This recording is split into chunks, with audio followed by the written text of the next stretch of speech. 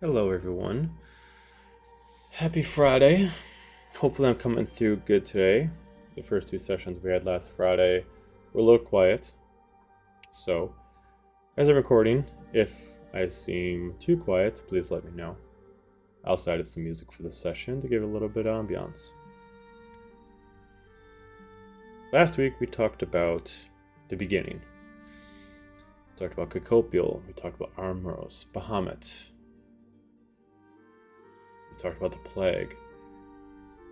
But now we're going to lead it up into more current day. Less about the gods, less about the devils, less about the overall strain, more about our main characters. Now, when it comes to D&D, all players are equal. No one is a main character. They all are as important as everyone else.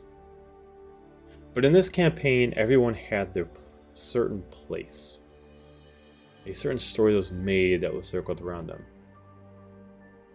And that's where we go with today's episode, called The Princess in the Tower.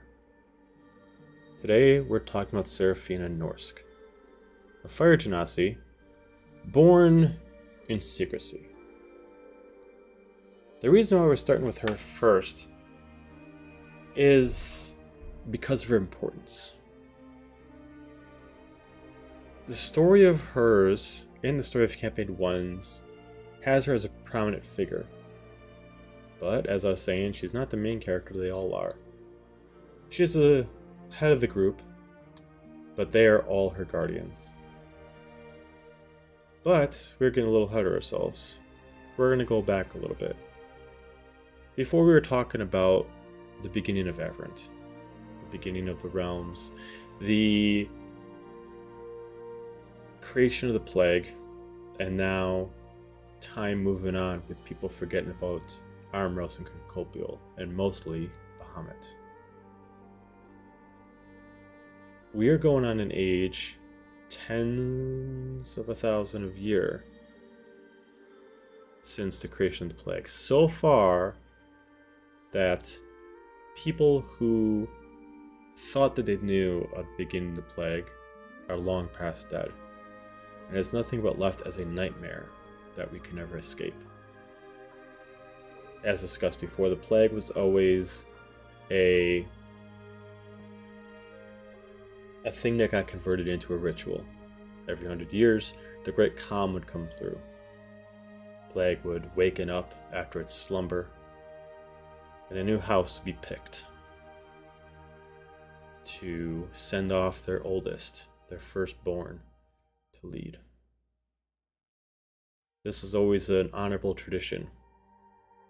Some of these warriors found it as a destiny, some of them just knew it as a time for their house. A way to bring honor to the tradition of their house. For failing this is bringing upon shame. Seraphina was the first to change this. But we're going to get to the beginning of her. Seraphina's story from much of Campaign 1 was a mystery. She is a fire genasi, and therefore not a full-blooded human. As much as the human kingdom likes to brag about their hospitality to all races, and allowing all races to live amongst them without prejudice, they were still just as much of a blood-oriented, nobilistic family as the elves and the merfolk, only allowing pure-blooded humans of the family to be royals.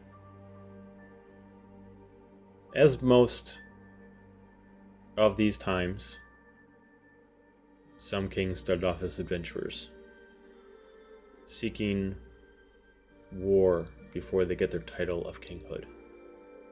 To understand Seraphina, we must understand her parents. Arden Norsk, a warrior of warriors, leading men as the main prince of his time to his king. He was to be betrothed to a woman he did not know, but this was the way of the time. To a female named Nullness. This was the way that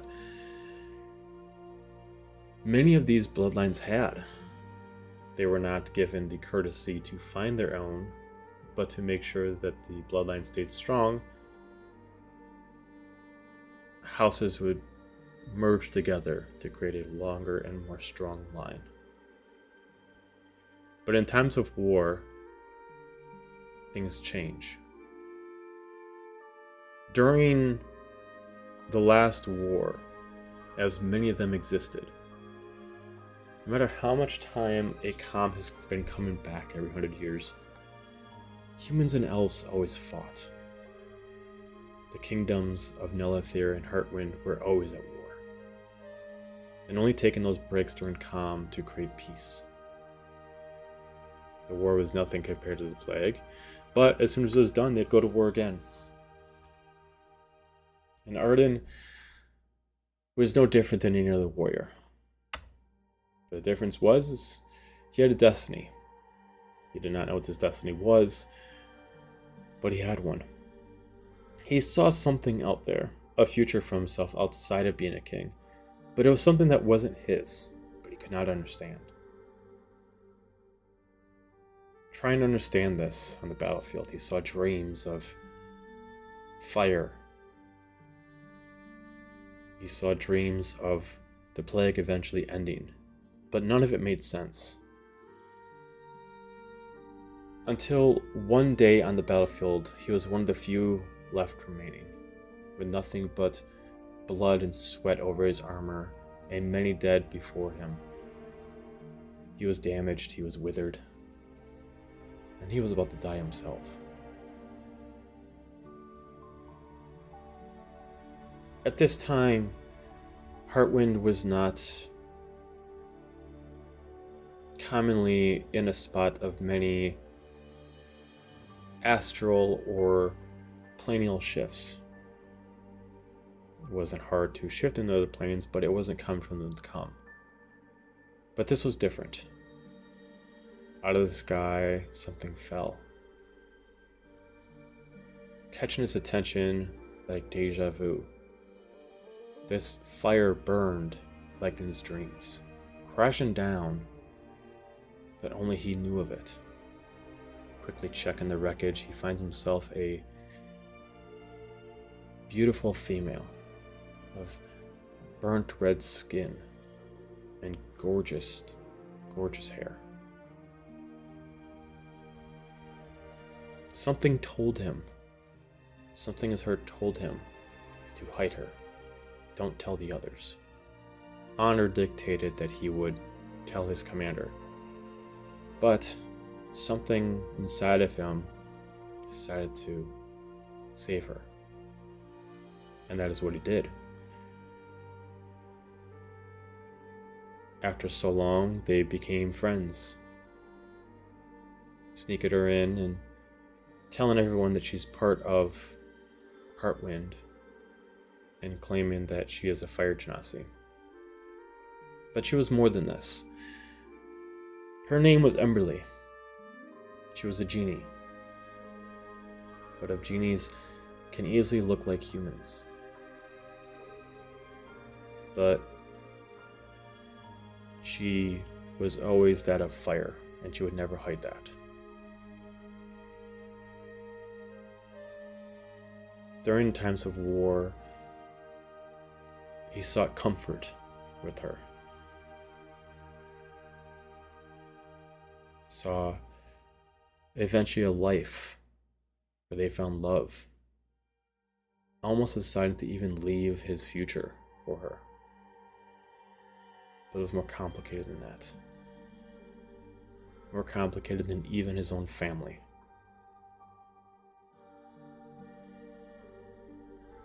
Even though Arden and Emberly were in love, fate was not on their side. Emberly did not belong to this plane. She was not from here, she was from the Fae. And with her certain power, her being there was against her clan's code. She was dying. Her kind was not meant to stay. But there was one thing that almost made her change her mind. With love comes birth. And that's where we lead our story with Seraphina. Their secret romance brought together Arden's firstborn, a fire genasi, one of human and genie. A young, beautiful girl of burnt red hair and fiery freckles, golden eyes, and hair that wisped in the wind of embers. Something about Arden was connecting her to this flame that he saw, but it wasn't registering. Not 1 year into Seraphina's life in this world did Emberly have to leave. It was not her choice, and they found it best for everyone if she left. She would die staying in Averant. And even if she stayed and she sacrificed herself, her death would only ask questions, which would ruin Arden's life and therefore Seraphina's. But did not have time to decide Seraphina's fate. Not even discussing about what's going to happen when Arden tells his family. And therefore, Arden decided not to. Do not mistake that he loves Seraphina. And he did not find this as a mistake. But he had an obligation.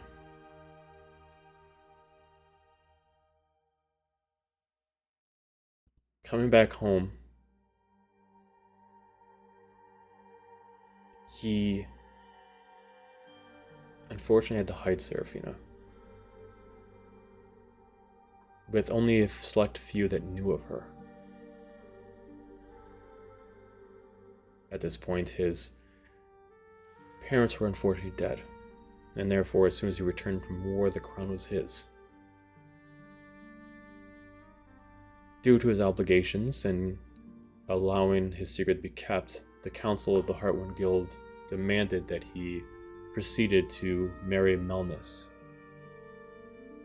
and that she would know of Seraphina. Melnis was in love with Arden. Schoolgirl crush and whatnot. But knowing that he not only was in love with another, but they had a child together, only enraged her. She was not the evil stepmother that you might think, but a resentment that she had for Seraphina was all too apparent. But she agreed to keep her in secret and allow her to live with.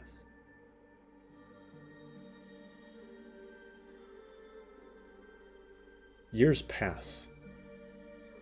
Seraphina grew up, learning to hide from the world, not even able to go out within her own kingdom, fearing of what would happen if the community knew of a non-human royal, not knowing if or what would happen if they knew.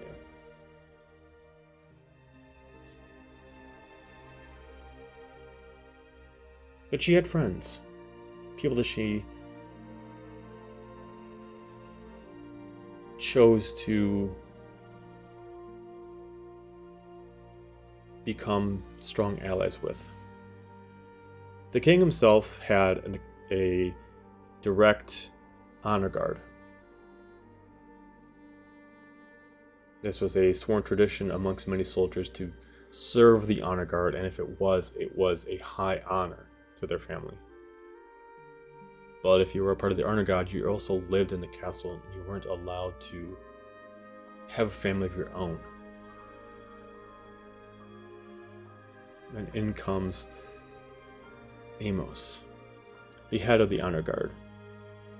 Old-fashioned man. Exactly what you think of as a pure warrior that knows no magic but only the honor of the blade. Kind of a adopted uncle for Seraphina.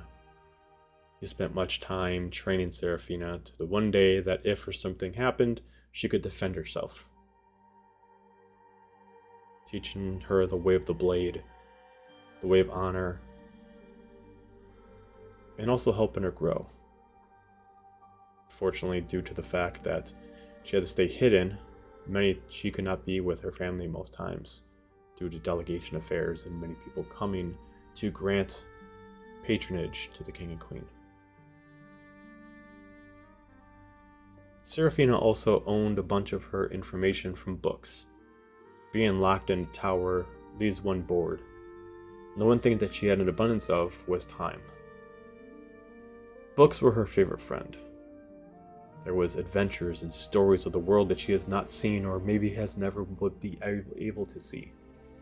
Stories about myth and legend, but also of truth. She researched, she studied, she learned about the world, but knew that she would never be able to touch it. She understood everything.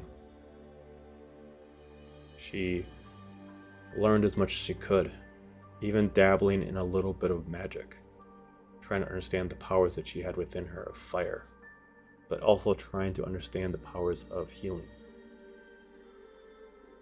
She became adept at all, and eventually became sort of a star pupil of Amos, as kind of a, if you want to be part of our honor guard, you must best the princess.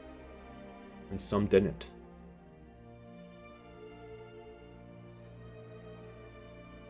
With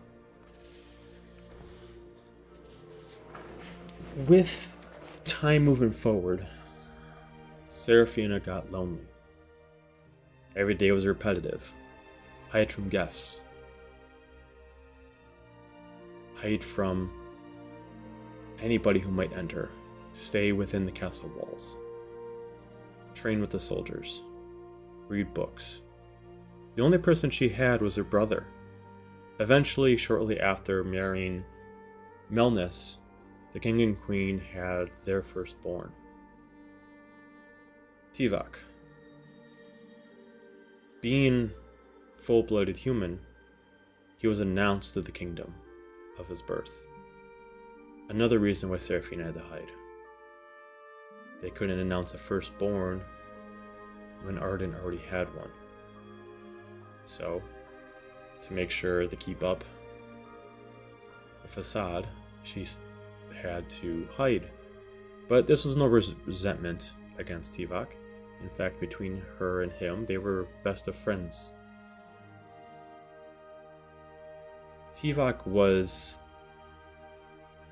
much one of honor, raised to know that one day he would have to represent the house. And if it came up to his time, which they believed it would, he would represent the house with honor, being the chosen one to fight off the plague. But the one flaw he had was he only represented with honor. He didn't see it as a cause. He didn't see it as a destiny, a calling. He only saw it as honorable knight doing his duty. And eventually the time came.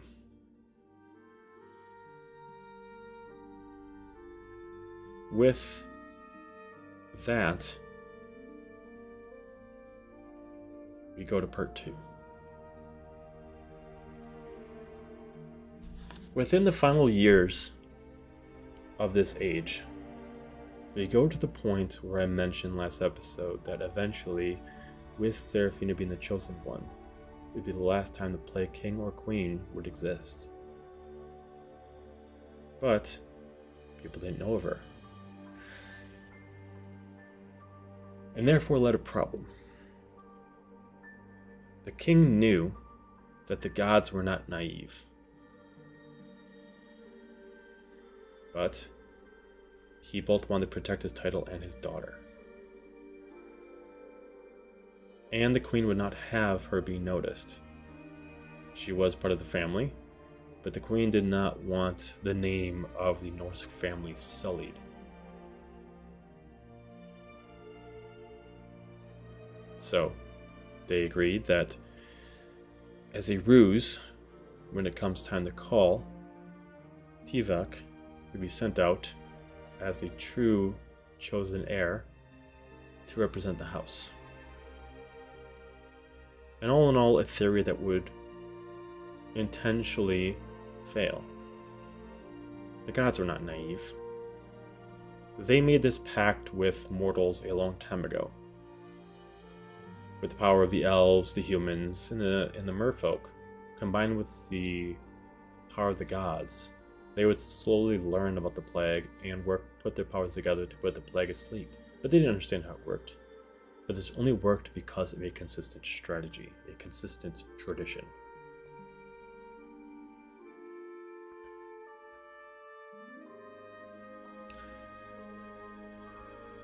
A procession happened. Every time the calm happens, the new house is appointed.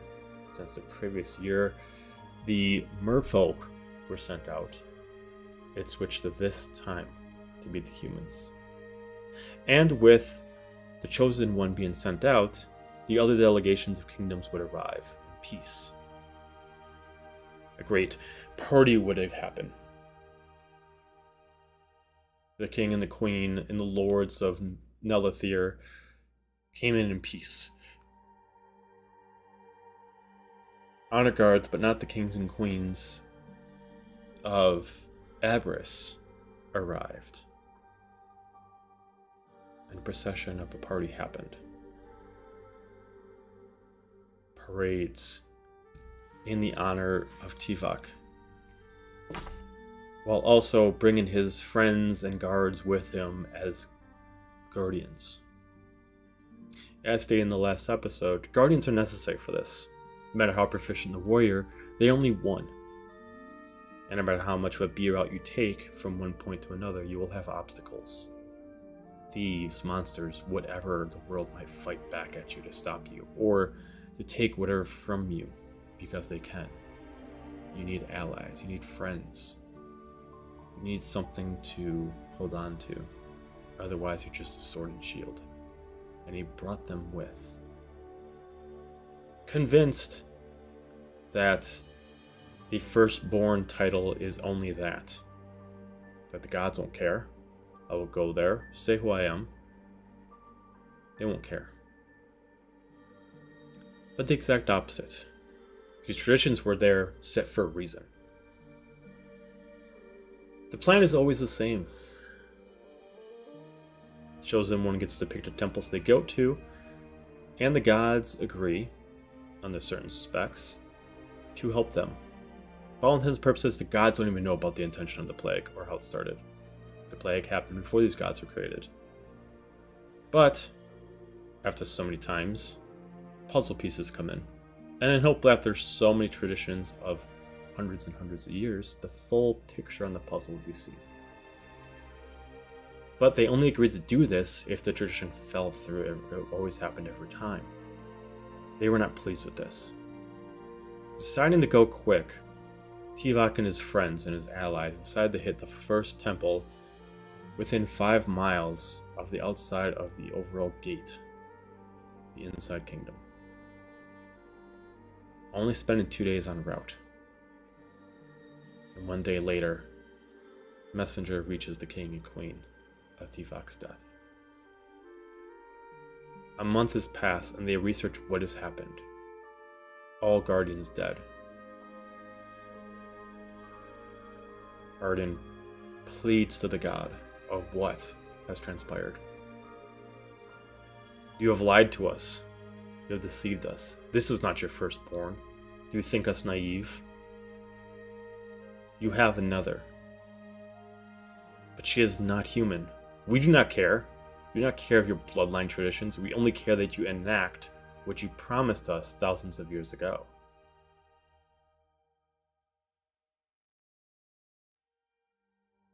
The king pleading, what would you have us do?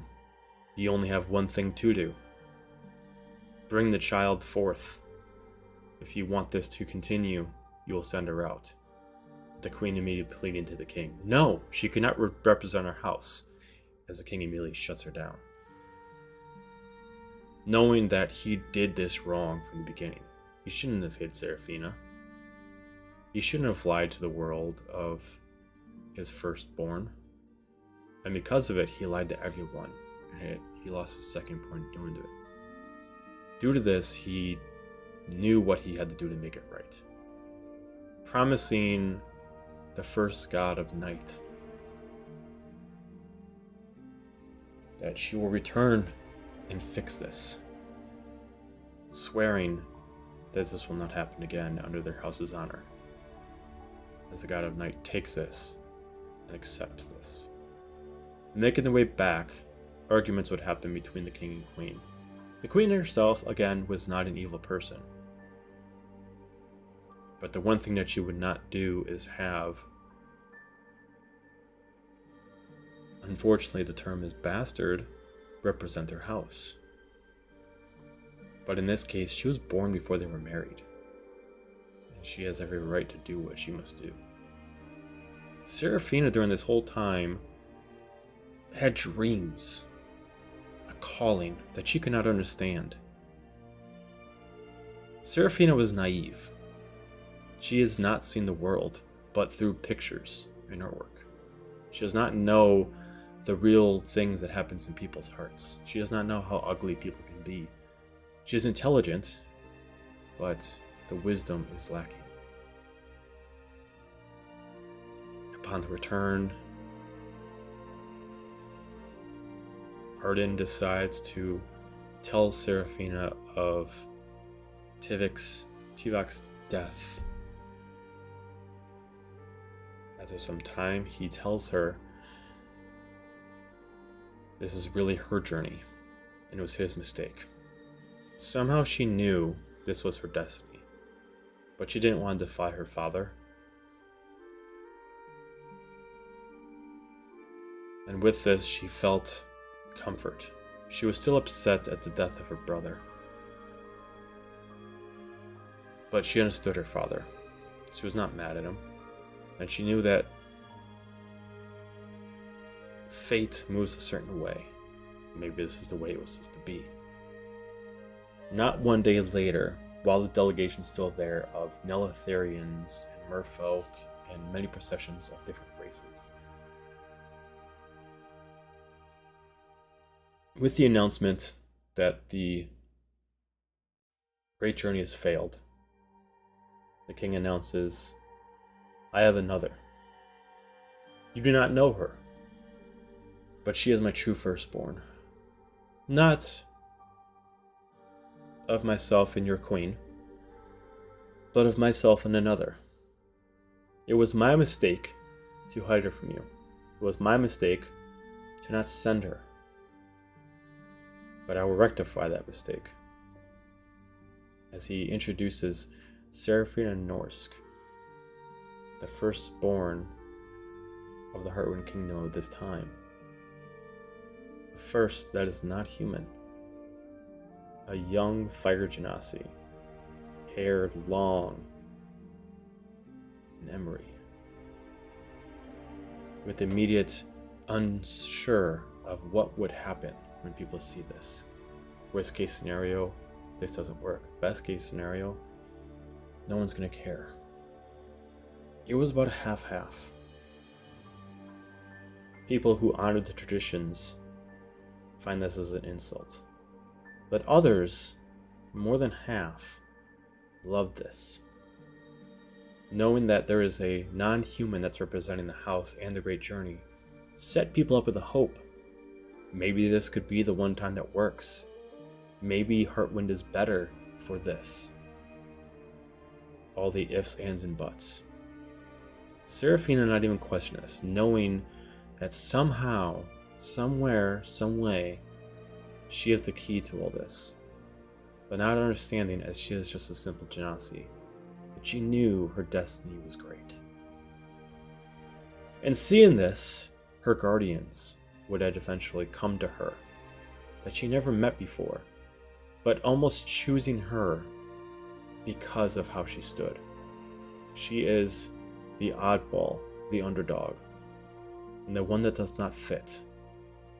And the ones she finds and that find her are just the same. And we will talk about them soon. First off, we have Valerian, one from the sea that chose to live on the land to do this. Gladlin, a druid, oddball and underdog due to the fact of the clan that he came from did not worship nature but yet abused through it. Barbarians, but yet Gladlin decided to choose the life of a druid. And lastly but not least, Norrin and Viridril, two that trained together for most of their life, but lived opposite styles of what the norm was. One being a drow that decided to follow the way of a paladin, and one that has a weakness to light but decides to choose it, and a wood elf of the sun that decided to choose a warlock, the power of the darkness. But they decided to train together, and they were outsiders, and they saw a chosen one that was also an outsider, and therefore they chose her, and she chose them. Seraphina's journey became hard and difficult, but with these packs in motion, the group itself is what made it work. And we'll talk about that later on in further episodes. But I would just like to say that Seraphina Norsk is one of my favorite characters that I've had in my campaigns. For one, her story is complex. It's dark, but it has a sense of hope and light.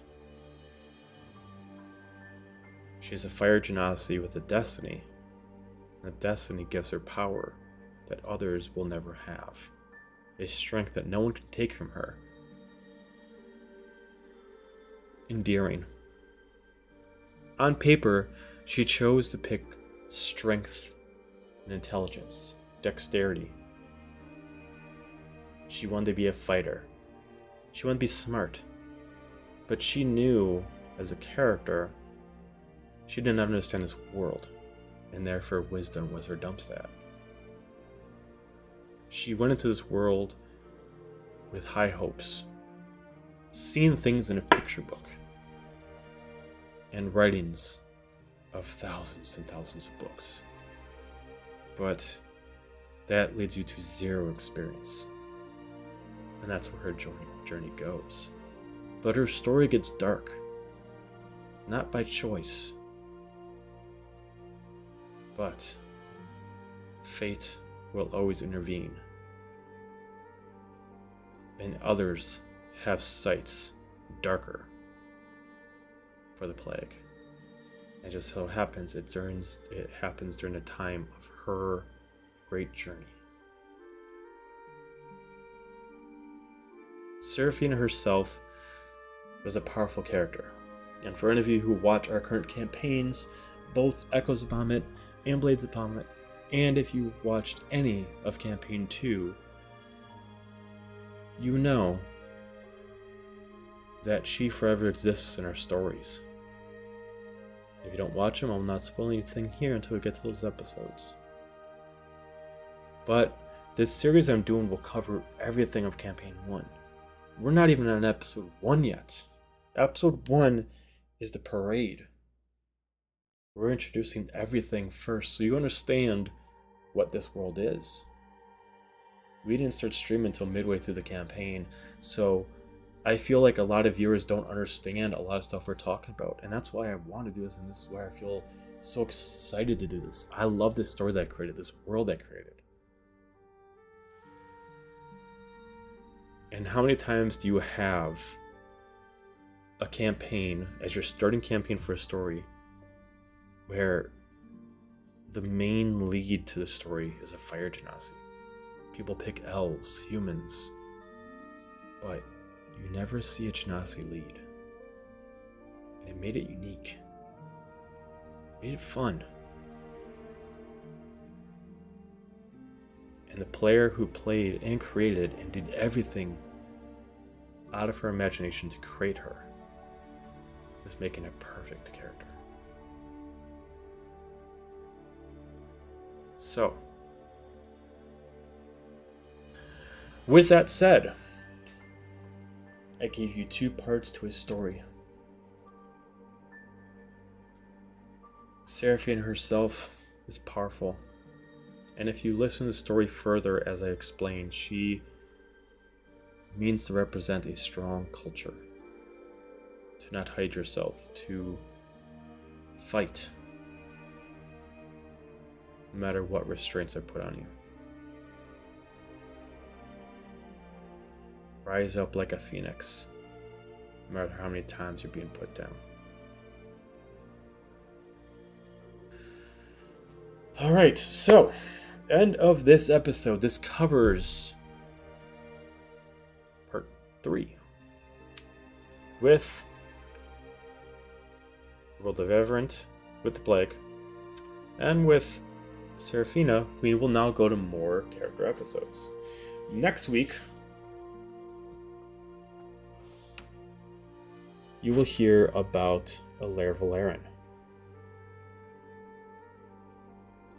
and her story that is just as impactful as Seraphina's. Every character we had was so great. And in their own right, it's not just my story, but it was the characters they created in Campaign 1 that helped the story move along. I only did so much, but their characters were so powerful. Personality-wise, of course. So, stay tuned next Friday for The One from the Sea. Everybody have a fantastic Friday and a great weekend. You might see me stream a little bit of Baldur's Gate. Otherwise, don't forget to check out all of our other streams. We are currently in the 47 episodes in both Campaign 3 and 1.5. We are definitely getting some traction here, but take into account, these are going to be long campaigns, and we're planning to go up into the hundreds of episodes, probably about to episode 120 to finalize them, but I am planning for the story to even exist past there, so expect a Campaign 4 and maybe a 2.5 or something like that. I haven't gotten that far yet. This world that I created is so powerful and it's so strong that I never want it to end. And again, that's why I created this story, for you guys to understand. I want those that are fall in love with it to not want to feel misled because they don't understand. And if you're confused, watch this first. Wait to watch those episodes until you watch this. And if anybody has any questions about anything else, let me know. If maybe Campaign 2 is a little bit rough for you to do, I can do this one. I can do Campaign 2 after I did this. But we had our streaming legs wet at that point. Still not perfect. We had low tech, and it wasn't until we started doing to the end of Campaign 2 that we started really mastering the art of streaming. I fare thee well, and everyone have a fantastic weekend.